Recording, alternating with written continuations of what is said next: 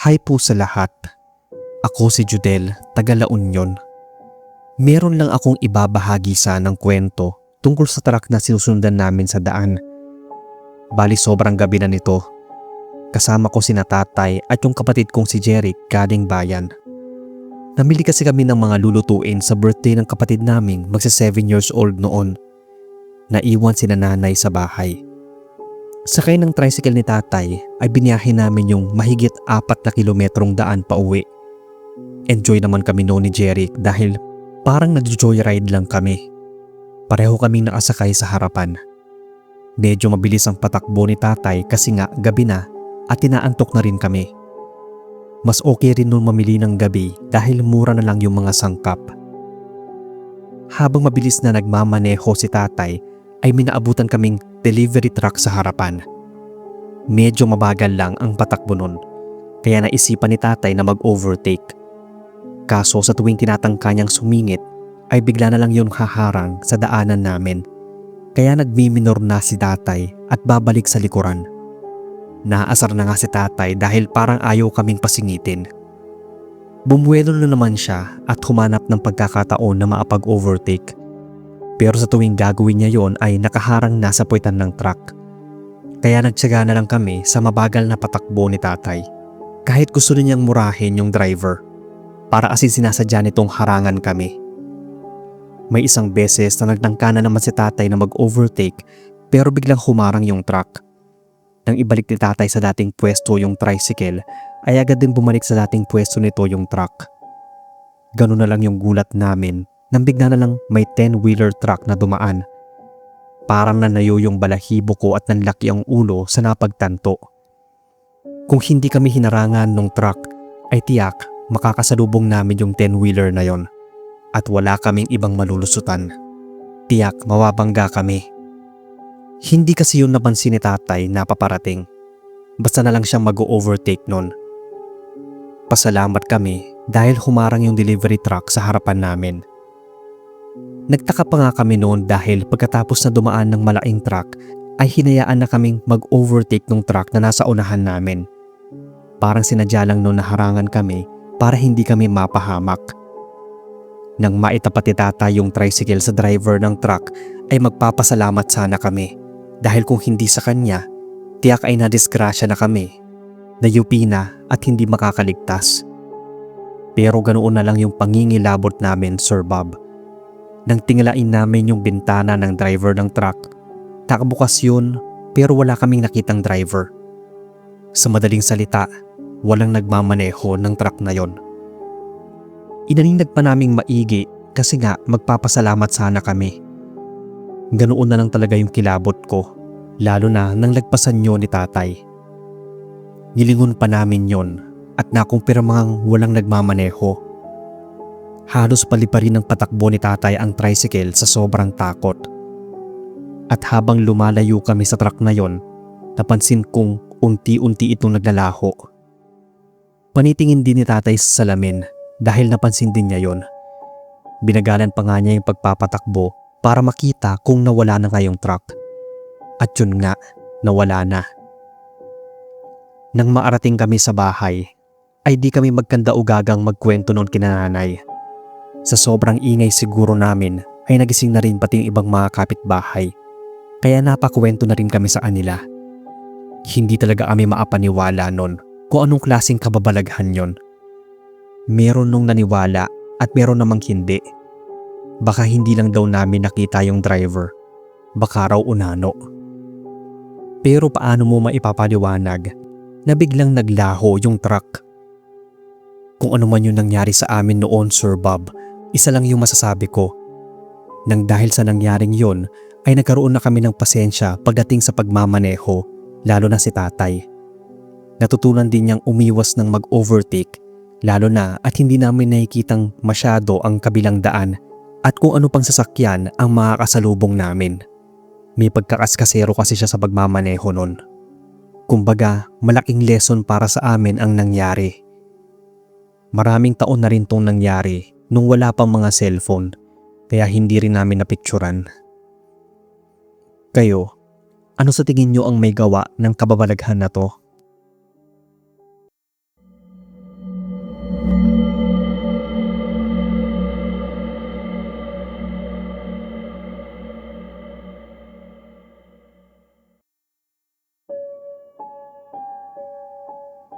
Hello sa inyo sir at sa lahat ng mga listeners. Tawagin na lang akong Rosel, taga Quezon Province. Itong kwentong ilalahad ko sa inyo ay tungkol sa truck na nabili ng ninong ko. Best friend siya ni Papa, kaya sobrang close ng pamilya namin sa kanila. Bago yun bilhin ni Ninong ay kinonsulta niya muna si Papa. Sinabi naman ni Papa na kung gusto niya ay bilhin na niya. Basta siguraduhin lang na maayos ang makina at ang takbo nun. Bali second hand yung nabili ni Ninong. Maayos naman yung itsura, bagong pintura at mukhang maayos ang makina. Hindi nga halatang matagal nang nagamit yon. 10-wheeler truck yon at ginagamit na pang-deliver ni Tito ng mga buhangin at graba. Minsan ay hinahakutan din niya ng mga kahoy at bakal. Kapag nga may naglilipat ng bahay ay pinarerentahan din nila yon. Pangalawang truck na niya yon at minsan nga raw ay siya ang nagdadrive nun nang may mga gamit na ililipat. Madaling araw daw siyang bumabiyahe. Kasama pa nga niyang nakasakay roon yung padre de pamilya ng maglilipat at ang anak nitong lalaki. Kwento niya ay sobrang tahimik ng biyahe nila. Kaya nagulat daw sila Ninong noon nang may marinig daw siyang sigaw at iyak ng isang bata. Napatanong daw siya noon kung may nakasakay bang bata sa likuran kung saan nakalagay ang mga gamit. Sinagot naman siya ng tatay na wala at wala naman itong anak na bata. Puro talaga at binata na sila. Sinabi raw ni Ninong na may naririnig siyang iyak ng bata. Kaya raw baka may sumama sa likod ng truck. Nagtaka daw si Ninong nang sabihin ng mga yon na wala naman silang naririnig. Kaya baka raw minadaanan ng silang bahay na may umiiyak na bata. Pero kinikilabutan na raw noon si Ninong dahil pamayat maya niyang naririnig yung iyak ng batang yon. Pero hindi na lang daw siya nagpahalata. Minsan naman daw noon ay nagkwento yung driver niya. May delivery sila ng buhangin at pagkatapos ma-deliver ay nagpahinga muna ito ng saglit. Tanghaling tapat daw yon at kakatapos lang magtanghalian. Nakatulog daw ito nang bigla na lang magising nang maarinig ng hiyaw ng isang bata. Nakita pa raw niya noon na may batang tumatakbo papunta sa harapan ng truck. Ulo nga lang daw nito ang nakita niya. Rinig na rinig daw niya ang paghiyaw nito. Pero maya-maya lang noon ay iyak na ng bata ang narinig niya. Kaya lumabas siya ng truck. Hinanap niya raw kung saan nanggagaling yung iyak. Nang nasundan niya yon ay mula yon sa ilalim ng truck. Pagsilip niya mula sa ilalim ay bigla siyang napaatras at natakot. May bata raw na naatihaya at duguan. Natarantang nagtatawag daw siya ng tulong sa mga trabahador. Pero nang balikan daw nila yung ilalim ng truck ay wala naman yung bata. Pinagpilitan pa niya na nakita niya yung bata na naroon sa ilalim at duguan. Imposibleng umalis daw yun doon dahil wala na yung malay. Pero dahil wala silang nakita ay nagbalikan na ang mga ito sa trabaho. Naiwang nakatulala at kinikilabutan yung driver ni Ninong. Nang ikwento raw nito kay Ninong ang nakita at narinig ay napatunayan niya na hindi lang pala siya ang namali ng pandinig nun. May nagpaparamdam talagang bata sa truck na nabili niya. Pinabless naman niya yon bago ginamit. Pero hindi nawala yung pagpaparamdam ng bata na para bang nakakapit na talaga yun sa truck. Tinanong ni Ninong yung dating may-ari nun kung nakaranas ba ng aksidente yung truck o di kaya ay minaaksidente dahil dito. Ayaw pa nga raw umamin nung una ng may-ari kaya hinanap ni na Papa yung dating truck driver na nagmamaneho na ng taxi. Kinausap ito ni Ninong. Nag-alangan pa raw ito nung una. Pero umamin din nang sabihin ni Ninong na nagpaparamdam yung bata. Umiiyak daw ito. Hindi raw niya sinasadya. Kasama raw niya noon yung amo at pinapagalitan siya. Kaya nawala saglit sa iniisip niya yung pagmamaneho. Hindi niya agad napansin yung batang biglang sumulpot. Huli na raw nang maapagpreno siya. Sumalpok yung bata sa harap ng sasakyan. Ang lakas nga raw ng pagkaabangga. Kaya nabasag daw yung bungo nito. Wasak din yung muka at dibdib nito dahil sa lakas ng pagkakahampas ng katawan niya sa truck. Agad daw na pinagtakpan ng may-ari ang nangyari. At dahil maimpluwensya ay nakuha nila sa areglo ang pamilya ng bata. Agad din daw pinatanggal ang mga bahid ng dugo sa truck at pininturahan ito ng bago. Sa kanila binenta sa medyo murang halaga na. Hindi na raw na-trace na yun yung truck na nakabangga sa bata. Lahat kasi ay binago pati na yung plate number. Siguro nga ay hindi pa matahimik yung kaluluwa ng kawawang bata dahil hindi man lang siya nabigyan ng hustisya. Inalaya na lang niya ng dasal at kandila ito. Kinalaunan ay binenta na rin ni Ninong yung truck na yon dahil sigurado siyang hindi siya matatahimik sa tuwing magpaparamdam yung bata. Hanggang dito na lang Sir Bob ang kwento ng ninong ko. Maraming salamat sa inyong oras at sana ay marinig ko to sa inyong channel.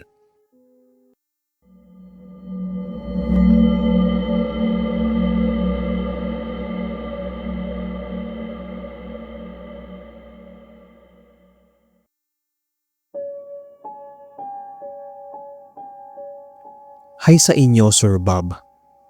I'm Diana from Iloilo. Itong kwentong i-share ko sa inyo ay medyo maselan.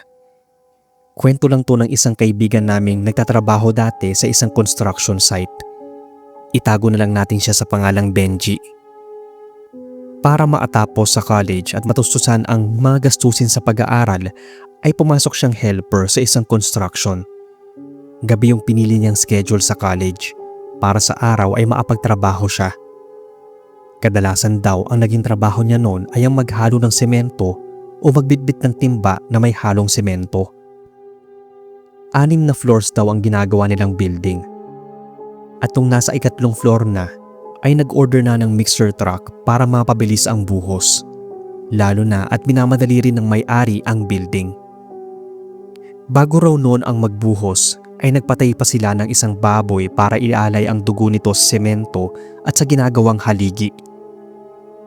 Maaga raw natapos ang pagbubuhos ng semento dahil nga meron ng mixer truck. Siguro daw mga 9 PM na sila natapos, kaya nagkayayaan na mag-inuman.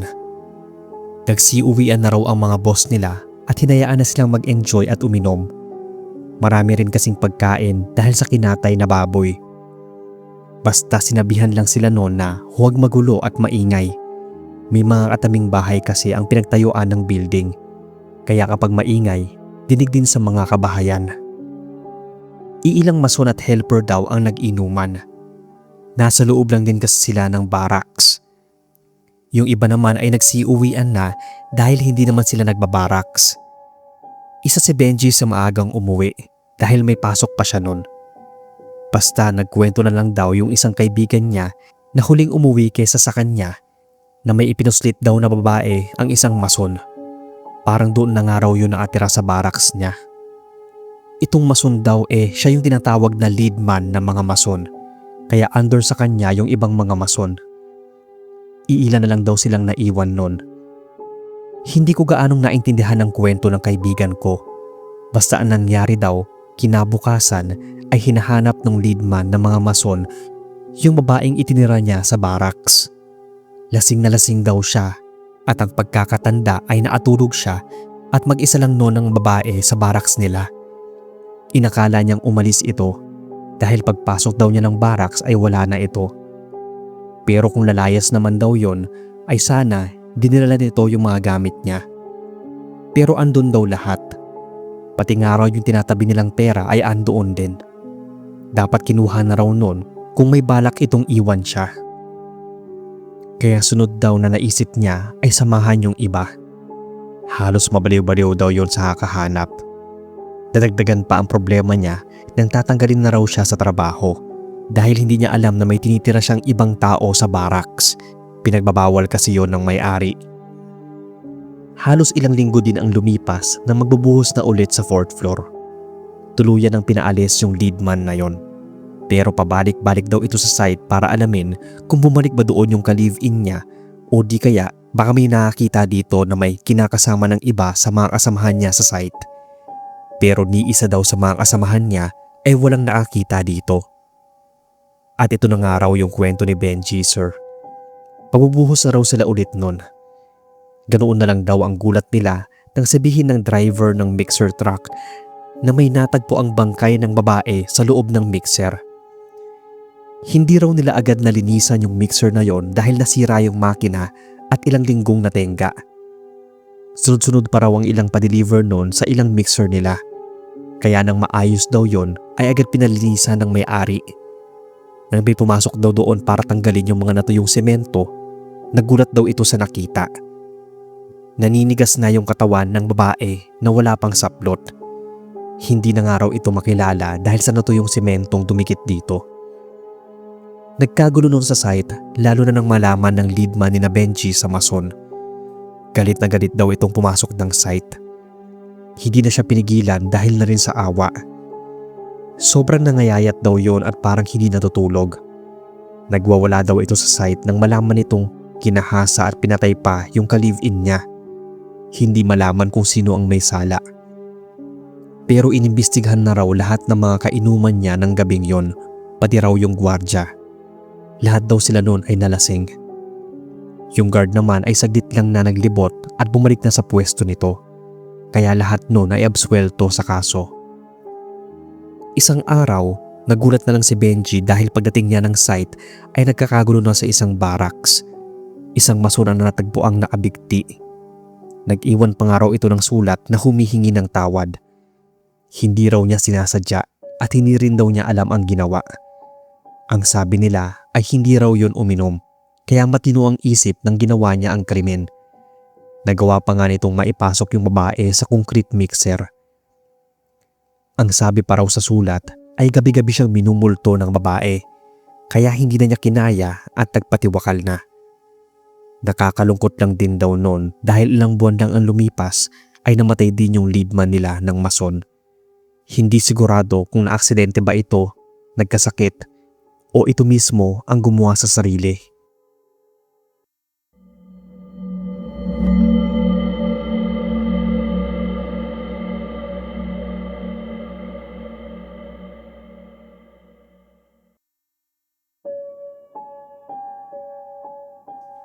Papaano kung may sunog tapos walang dumating na bombero?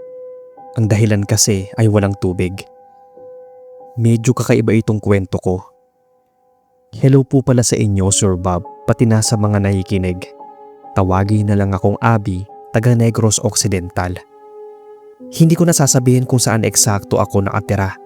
Basta may pangyayari lang noon na higit na pinagtaka ng marami. Fire truck pero walang tubig. Ano yun, di ba? Balik kwento to ni Tatay Delfin. Isa kasi siya sa tumutulong na tumupok ng apoy nung nasusunog ang isang bahay sa bayan. Yung bahay daw na yon ay puno ng iba't ibang rebulto ng mga santo. Yung may-ari din daw ng bahay na yon ay taong simbahan, kaya maraming nalungkot at naiyak nung tinupok na yung bahay nila. Hindi agad dumating yung bombero. Yari pa naman sa kahoy ang malaki niyang bahay, kaya pabilis yun natupok. Dumating yung bombero na halos abo na lang ang natira. Isa pa, hindi rin agad nakalusot noon ang ibang bombero galing sa ibang bayan. Dahil bukod sa makitid ang daan ay malakas pa ang hangin at ulan. Ang pinagtataka ko naman, kahit malakas ang ulan noon ay hindi pa rin natupok ang apoy. Mas malakas pa rin yung apoy at lalo ang lumalakas dahil sa hangin. Ligtas naman silang mag-anak pero walang nailigtas sa mga agamitan maliban sa pera at cellphone. Lahat yon ay natupok. Sino ang sinisisi nila noon? Yung mga bombero. May ilang bombero na nagsabing kung hindi nila iniwang nakaandar ang electric fan ay walang malilikhang sunog. Dahil pala yon sa nag-overheat na electric fan na naiwan sa isang silid. Sumama ang loob ng matandang may-ari ng bahay. Sila na nga raw ang nawalan, sila pa ang sinisisi. Isang araw noon, nagulat daw ang mga nasa fire station nang biglang lumiyab ang fire truck nila. Wala naman silang nakitang may lumapit doon at lumikha ng apoy. Basta na lang daw yun lumiyab. Hindi talaga matukoy ang cause nun. Ilang araw ang lumipas at yung mismong istasyon naman nila ang lumiyab na para bang minagic lang.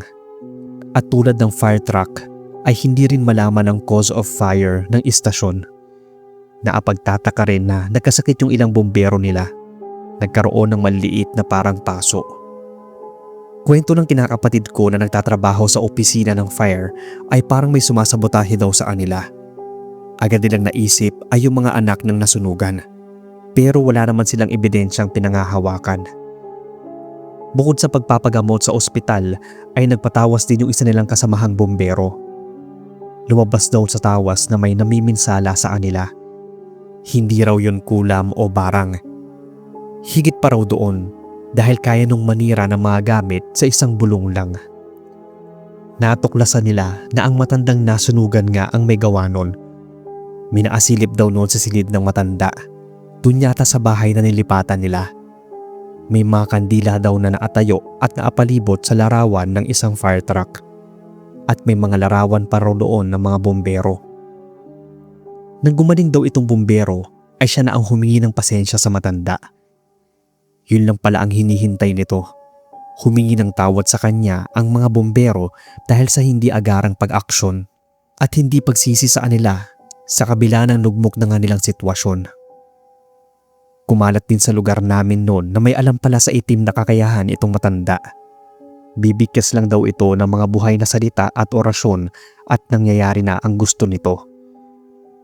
May pilosopo pa nga na nagsabi, kung kaya pala niya, bakit hindi niya nabatay yung apoy sa bahay nila? Siguro dahil ang kaya lang niyang gawin ay ang maminsala at hindi ang magpula. May pagka-misteryoso itong kwento sa aming bayan. Pero sana sir ay mabasa niyo pa rin.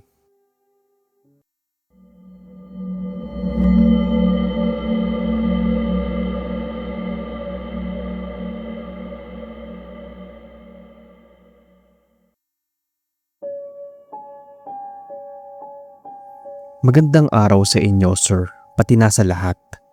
Pangalanan niyo na lang akong Dan, taga Isabela, 29 years old. Itong kwento ay hango sa aranasan ng tiyuhin kong si Tito Ver. Nagtatrabaho siya noon bilang driver ng dump truck na naghahakot at nagtatapon ng mga debris mula sa construction site at mga basura naman mula sa ospital. Tinatapon nila yon sa isang garbage area. Hindi ko na po masyadong pahabain pa.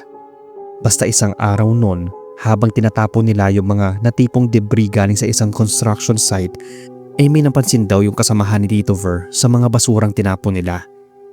Kaya nilapitan nila ito at tiningnan. Naglakihan daw yung mga mata nito nang mapagtanto kung ano yon. Isa raw yung putol na kamay na naaagdas na. Siyempre kinilabutan sila. Hindi yun laruan na kamay kundi kamay talaga ng isang tao. Sinabi nila yon sa boss nila. Pero sinabihan silang tumahimik na lang at wag nang palakihin ang nasaksihan nila. Ililibing na lang daw yon at kalimutan ng nakita yon. Agad naman nilang sinunod yung boss nila. Tikong bibig sila lahat. Pero kinagabihan, kwento ni Tito ay napanaginipan niya yung kamay. Nakatakip daw yon sa buong mukha niya. Nagising daw siya at naghihiyaw dahil wala siyang makita. Naanimoy parang may nakatait talaga sa mukha niya at mga mata. Ginising daw siya noon ni tita. Hingal na hingal ito at nangihinang muling pumikit. Hindi na raw nawala sa isip niya yung kamay na nakita nila. Sumunod na mga araw ay muli daw silang nagtapon. Para daw silang pinaglalaruan noon dahil muli na naman nilang nakita yung putol na kamay. Nang oras na yon ay inuud na yon. Kaya agad din hinagis ng kasamahan niyang pumulot.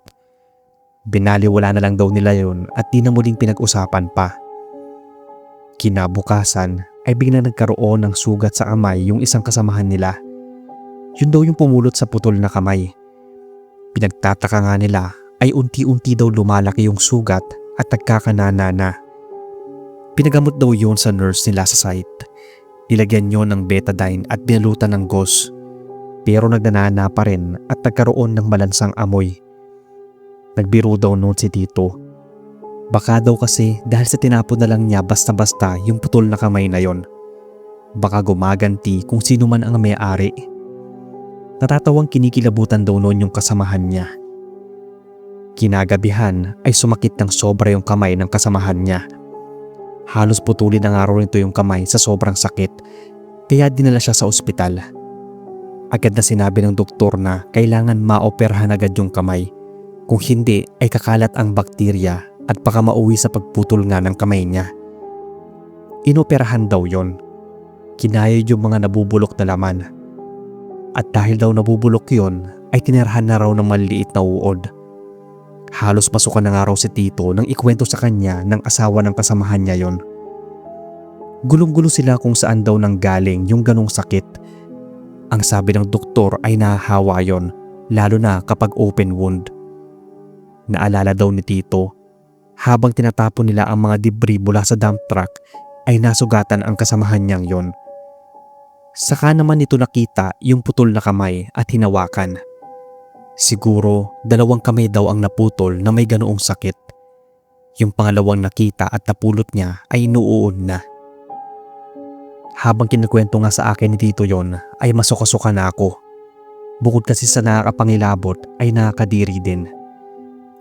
Paano naman kasi kung magkakaroon ng putol na kamay sa mga debris na galing sa construction site?